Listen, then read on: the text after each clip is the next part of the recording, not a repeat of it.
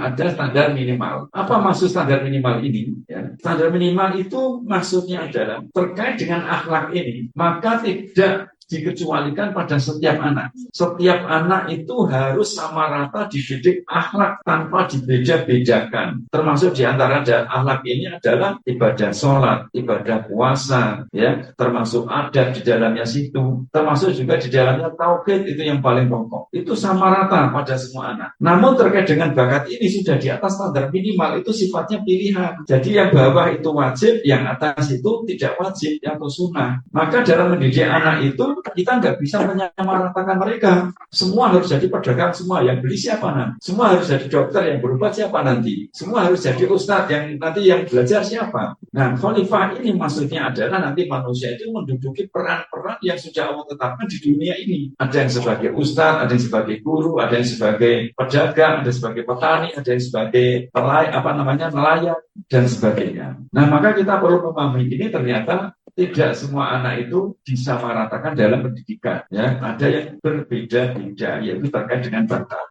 Nah, sehingga apabila kita menaruh standar minimal ini, apa sih sebenarnya standar minimal dalam pendidikan? Yaitu terkait dengan akhlak ini, itu adalah anak dikatakan berakhlak itu jika dia melaksanakan yang wajib dan meninggalkan yang haram. Itu sudah termasuk berakhlak. Ini. Adapun selebihnya dari itu adalah masuk ke dalam bakat dan sifatnya pilihan. Nih, pilihan. Contoh misal matematika. Ya. Matematika itu walaupun ilmu umum, tapi kalau anak kita nggak bisa matematika, besok itu bisa dikatakan nggak berakhlak. Contohnya misal anak kita nggak bisa ngitung sama sekali. Ketika nanti lulus kemudian berjualan, ya ditanya sama pembeli, ya, Mas, jual apa ini? Oh, ini jual salak. 1 kilo berapa, Mas? 1 kilo 15.000.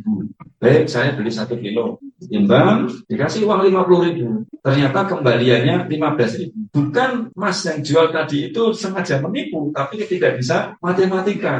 Apa yang terjadi? Si pembeli itu bisa curiga. Loh, Mas kalau 15.000 ingin menipu saya ya? Mas itu nggak berakhlak. Benar apa tidak? Iya. Anak yang jual ini nggak sengaja menipu karena dia nggak tahu hitung-hitungan. Akhirnya gara-gara tidak bisa matematika, maka dia dikatakan tidak berakhlak. Nah, matematika apa yang dibutuhkan? Ya, matematika yang digunakan dalam hidup sehari-hari. Kalau hanya matematika dibutuhkan sehari-hari itu hanya tipolondo, timporonan sudo, ya. Penjumlahan, pengurangan, pembagian, dan perkalian yang sederhana saja, yang basically, itu yang diberikan pada semua anak. Selebihnya itu, ya pilih-pilih. Yang suka ya terserah, yang nggak suka ya jangan. Bukan kayak kita dulu, semua anak harus bisa sinus kosinus. Ternyata sekarang kita nggak pakai kan? Ini yang terjadi. Karena apa? Materi bakat masuk ke dalam akhlak. Ini yang terjadi. Maka kita harus bisa memilih ini. Ya. Kemudian contoh bahasa Arab. Kalau ada orang bisa, Pak, bisa nahu sorob nggak? Wah, nggak bisa. Oh, Bapak nggak berakhlak. Benar ya ini? Enggak.